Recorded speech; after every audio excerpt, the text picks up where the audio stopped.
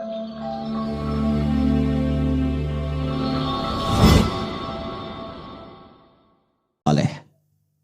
dan berilmu. Orang saleh dan berilmu. Dan ilmunya kredibel. Pastikan menguasai bidangnya, maka jangan hilangkan kesempatan untuk mendapatkan manfaat darinya. Ini ada misalnya para kiai atau habaib atau ustadz-ustadz, kita tahu ilmunya bagus, kredibel. Mengajar di satu tempat, silahkan ambil manfaatnya. Nah dulu para ulama saleh kita, itu sahabat itu diburu sepeninggal Nabi. Karena dari mereka bisa didapatkan informasi dari Nabi dan keberkahan. Yang mahal itu berkahnya. Ya, itu yang mahal. Berkah itu ziyadatul khair, bertambah nilai kebaikannya. Ya, contoh begini. Ada kesan di para ulama kita, dan ini riwayatnya tersambung. Kalau sedang gelisah itu seringkali di antara ulama pun cari ulama lain yang terlihat lebih soleh. Cuman untuk datang melihat wajahnya saja. Setelah itu pulang lagi. Jadi melihat orang baik itu auranya sudah berbeda. Kadang-kadang cuman kita lihat saja, tenang hati kita itu. Ya, makanya Nabi sering berpesan kan? Ya, ada orang-orang yang ketika kita lihat wajahnya itu kita ingat Allah, kita ingat akhirat. Ya kan? Ada orang yang kalau kita lihat kita ingat utang, langsung pergi lagi. Baik. Nah, jadi ada kondisi-kondisi itu. Nah, para sahabat itu diburu sepeninggal Nabi. Di antara yang masih hidup, itu ada namanya Al-Irbad bin Sariyah. Maka dikisahkan, ketika sampai di kediaman beliau, itu sedang kurang sehat. Maka datang kemudian mengatakan keduanya, atainaka zairina, aidina, muqtabisina. Dalam riwayat hadis demikian. Wahai sahabat mulia, kami datang ingin bersilaturahim mengunjungi Anda. Sekaligus kami dengar sedang kurang sehat, kami ingin menjenguk. Ya, bayangkan, ini pelajaran kedua. Silaturahim yang dibangun oleh orang-orang saleh itu dasarnya lillah, bukan materi dunia. Karena itu sehatnya bersilaturahim, sakitnya bersilaturahim, sukanya bersilaturahim, dukanya bersilaturahim. Pelajaran pentingnya adalah jika ingin membangun persahabatan yang baik, yang erat dan kuat, lekatkan nilai persahabatan itu karena Allah, bukan karena materi. Jangan bangun persahabatan dengan harta benda. Ketika harta berkurang, hilang persahabatan. Jangan karena kedudukan. Ketika kedudukan hilang, tuh kaget kan? Ya. Muncullah kemudian hal-hal yang tidak diinginkan. Tapi lakukan karena Allah, maka Allah turunkan keberkahan dan keridhaan di dalamnya. Jelas? Baik. Kemudian muqtabisin, ini poin pentingnya. Kami datang untuk berkunjung, sekaligus menjenguk karena mendengar Anda kurang sehat, tapi mohon kami tidak ingin kehilangan kesempatan mendapatkan pengetahuan terbaik dari Anda yang tersambung pada Nabi Sallallahu Alaihi Wasallam. Selalu mencari peluang-peluang untuk mendapatkan tambahan-tambahan kebaikan. Kalau bukan ilmu, ada pengalaman, ada akhlak yang bisa ditiru. Sibukkan hidup kita tuh untuk seperti itu saja. Terus tunggu sampai wafat, simple. Dipraktekkan dalam setiap pekerjaan kita. Anda di perusahaan, silahkan praktekkan akhlak mulia itu. Kedisiplinan, kejujuran, kebaikan. Dibawa ke rumah tangga, praktekkan. Sesuai dengan profesinya, tunggu ajal datang. Selesai. Baik, lantas apa jawaban sahabat Al-Irbad? Ini dasar kita. Faqala radhiyallahu ta'ala anhu, kemudian beliau merespon. Tolong di highlight kalimatnya, jazakallah khair.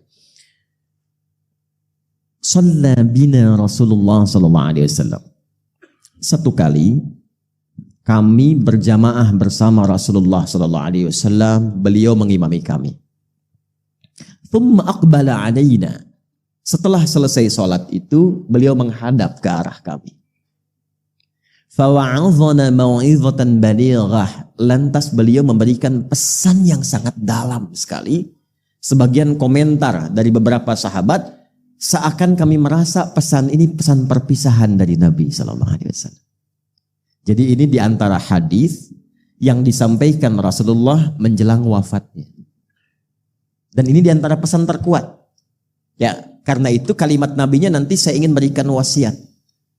Nih, saya kasih gambaran gini ya, ilustrasinya. Saya tanya antum ya, kalau ibu sakit ya dengan ibu sehat, ibu saat sehat kasih nasihat didengar tidak? Oh, kenapa jawabnya pelan? Ibu sedang sehat kasih nasihat didengar tidak? Oh, terjadi perbedaan pendapat.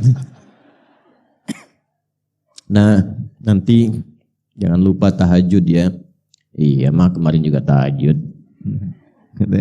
Tenang aja. Yang kedua, ibu sudah pakai infus, tabungnya 2. Napas sudah sesak. Anda jenguk ke rumah sakit, ibu bilang, nanti tahajud ya nak. Ya, ingat sama mama ya. Gitu respon Anda bagaimana? Iya mak, insya Allah. Ya kan? Lebih kencang lagi. Nah, pesan yang diberikan oleh orang menjelang wafatnya, kenapa disebut dengan wasiat? Ya, asalnya wasiat itu bukan pesan orang akan meninggal, bukan. Asalnya wasiat itu pesan yang kuat yang harus didengar dan dilaksanakan dengan sungguh-sungguh. Karena itu di Quran pun banyak Allah berwasiat. Wa wassaynal insana, kami wasiatkan. Allah tidak meninggal. Wa huwa hayyun la yamut. Ya kan? Nah, jadi asalnya pesan yang kuat. Kenapa dilekatkan pada orang yang akan meninggal? Karena setiap orang yang sudah di ujung hidupnya itu pesannya lebih cepat didengar dan kuat dibandingkan saat dia masih sehat. Jelas? Nah, balikan lagi, Nabi mau meninggal kasih pesan. Orang tua kita yang bukan Nabi saja kasih pesan kita dengar, apalagi Nabi yang sayangnya luar biasa, melebihi sayang ayah dan ibu kita. Rasulullah. Karena itu ketika menyampaikan pesan penting ini, sikap semua sahabat itu sudah dengar, khusyuk dan baik. Dan optimal untuk melaksanakannya. Apa kalimat Nabi? Usikum bitaqwallah was-sam'i wat-ta'ati wa in 'abdan habasyiyah. Sebelum saya wafat ini, kata Nabi, saya ingin berpesan yang kuat. Jagalah ketakwaan kalian di hadapan Allah. Jaga takwa kalian. Takwa itu gambaran konektivitas kita dengan Allah. Disebutkan sebanyak 240 kali dalam Al-Quran. Nanti wujudnya banyak. Ada sholat. Kan sholat pertama di Quran dibuka dengan kalimat takwa. Dzanikal kitabu la raiba fihi hudal lil alladzina yu'minuna bil ghaibi wa yuqimunas. Ini kalau pesannya mau simpel, nggak usah terlalu banyak disebutkan. Sebutkan satu kalimat, maksudnya apa? Jaga hubungan kalian dengan Allah. Jaga sholatnya. Jangan sampai nanti saya meninggal, kalian umatku nggak sholat. Ya. Dan itu pesan dasar para nabi. Nabi Yakub itu saat akan meninggal, pesan pertamanya itu konektivitas dengan Allah. Dikumpulkan semua anaknya. Bukan bagi-bagi persiapan warisan. Ya. Yang disiapkan itu adalah kerukunannya dulu. Materi gampang, kalau anak rukun, harta gampang dibagi. Kalau enggak rukun, perpecahan mungkin terjadi. Yang paling penting itu kenal Allah dulu. Karena sifat rukun itu dasar utamanya kenal Allah. Quran surah kedua ayat 133. Am kuntum syuhada'a idh hadara Ya'qub al-maut. Anda pernah enggak dengar kisah ketika Nabi Ya'qub itu di penghujung mautnya? Idh qala li banihi ma ta'buduna min ba'di. Apa yang beliau kerjakan? Beliau undang, ajak anak-anaknya dikumpulkan untuk memastikan setelah wafat kenal Allah apa enggak nih. Ma ta'buduna min ba'di, anak-anakku, sekiranya papa meninggalkan kalian, kembali kepada Allah. Kalian masih kenal Allah enggak? Papa pengen pulangnya tenang. Apa jawab mereka? Qalu na'budu ilahaka wa ilaha abaika Ibrahim wa Ismail wa Ishaq ilaha wahidah. Pak, jangan khawatir.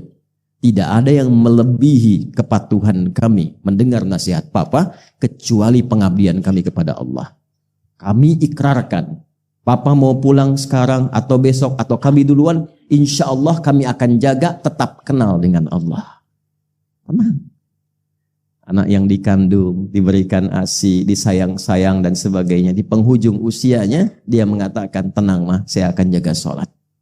Tenang pak, saya akan baca setiap ayat-ayat Quran di penghujung kehidupan ini. Supaya mendapatkan nilai yang lebih baik. Tenang. Itu poinnya. Maka Nabi mengatakan, itu untuk semua, untuk kita, umatku. Dalam era beliau, sahabat-sahabatnya di hadapannya.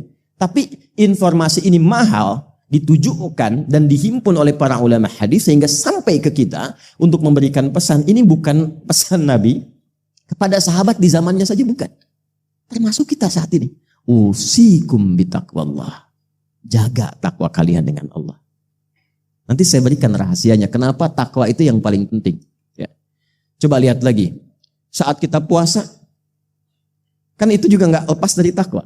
Ayat puasa Al-Baqarah 183. Ya ayyuhalladzina amanu kutiba alaikumus kama kutiba alal ladzina min la'allakum taqwa. Haji, umrah nggak lepas dari takwa. Al-Baqarah ayat 197. Ya, al-hajju ashhurum ma'lumat. Faman farada fihinnal hajja fala rafatha wala fusuqa wala jidala fil hajj. Wa ma taf'alu min khairi ya'lamuhu Allah wa tazawwadu fa inna khairaz zadit taqwa. Kurban kemarin takwa juga. La yanalallaha luhumuha wala dima'uha walakin yanaluhu taqwa. Takwa semuanya. Jadi ketika Nabi mengatakan, aku mau wafat, aku ingin pastikan jaga betul hubungan kalian dengan Allah. Apa sifatnya? Jaga sholat ya, puasa ya. Kalau sudah punya kemampuan, kurban ya. Kalau sudah cukup bekal, haji umrah ya. Supaya apa? Wa may yattaqillaha yaj'al lahu makhraja. Kalau kalian punya masalah karena dekat dengan Allah, punya Allah, Allah tuntaskan semua persoalannya. Jadi dengan takwa itu nanti tingkat terdalamnya kita merasa punya Allah dalam diri kita. Kalau sudah merasa punya Allah, hidup ringan demi Allah ya akhi. Ringan sekali. Karena merasa punya Allah. Kita nggak sedih saat ada persoalan. Karena punya Allah yang pasti memberikan ketentraman. Kita nggak akan sedih saat belum diterima pekerjaan. Karena kita merasa punya Allah yang sudah mengatur yang terbaik untuk kita. Itulah takwa. Ya, wattaqullaha la'allakum tuflihun. Tingkatkan takwamu kepada Allah supaya engkau lebih bahagia. Wattaqullaha wa yu'allimukumullah. Tingkatkan takwamu kepada Allah supaya terus bertambah pengetahuanmu. Kuncinya itu. Sebelum Nabi wafat, kalimat takwa itu yang pertama diwasiatkan. Itulah rahasianya. Kenapa setiap pekan khatib Jumat memberikan pesan takwa. Itu. Kemudian wasam'i wa ta'ati. Kalau sudah jelas, sudah paham, dengar patuh. Maka kita sebutkan sami'na wa ata'. Bukan sami'na wa nanyaina. Kami dengar, kami konfirmasi. Ya, kalau udah paham, lakukan. Subuh 2 rakaat, sudah 2 rakaat saja, nggak usah banyak dibahas. Wah, berdiskusi mencari dalil kenapa subuh 2 rakaat. Udah dua aja. Semakin dicari, semakin nggak sholat nantinya. Paham? Ya. Kemudian jaga hubungan baik dengan yang mimpin kalian siapapun. Doakan mereka, mereka mendoakan kalian dan saling menyarankan pada kebaikan. Walaupun mungkin tidak ideal seperti yang kalian rasakan. Nanti ditafsir di hadis Muslim nomor hadis 1855 dari seorang sahabat bernama Auf bin Malik al-Ashja'i. Ya, tusalluna alaihim wa yusalluna alaikum. Nah, apa hubungan dengan bahasan kita? Perhatikan redaksi berikutnya. Man ya'ish minkum ba'di. Siapapun yang hidup di antara kalian setelah saya wafat. Itu batuk. Siapapun yang hidup di antara kalian setelah saya wafat. Man itu menunjuk laki-laki, perempuan dengan semua gender, dengan semua tingkatan lintas sosial. Semua, siapapun. Fasayara fihi ikhtilafan katsiran. Siapapun yang hidup setelah saya wafat nanti, dia akan mendapati banyak sekali perbedaan-perbedaan. Beda pandangan, beda pendapat yang mungkin mengarah pada perselisihan. Nah, ya.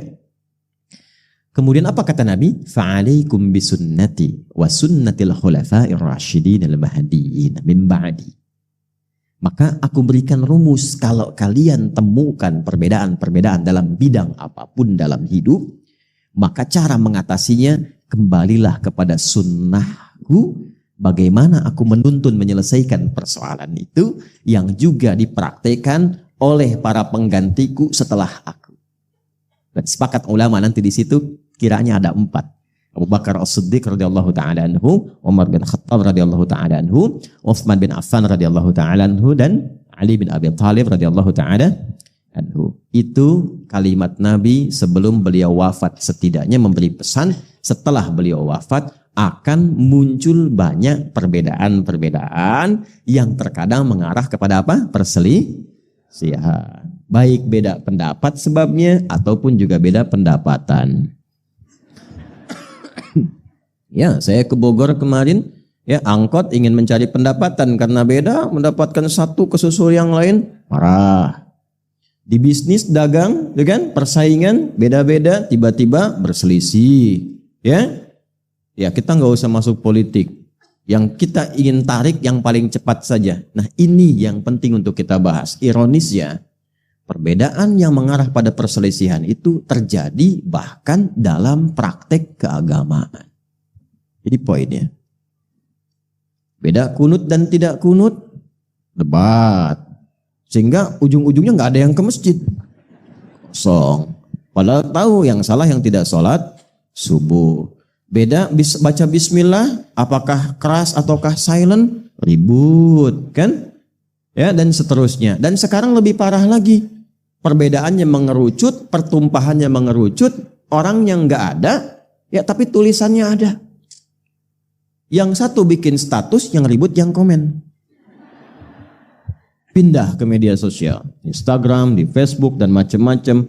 Sekarang kelihatan wajahnya, saling jawab di YouTube dan sebagainya. Muncul. Ternyata 15 abad yang lalu sejak kalimat itu diucapkan, sekarang menemukan momentumnya dan kita harus kembali kepada sunnah Nabi bagaimana menyelesaikan.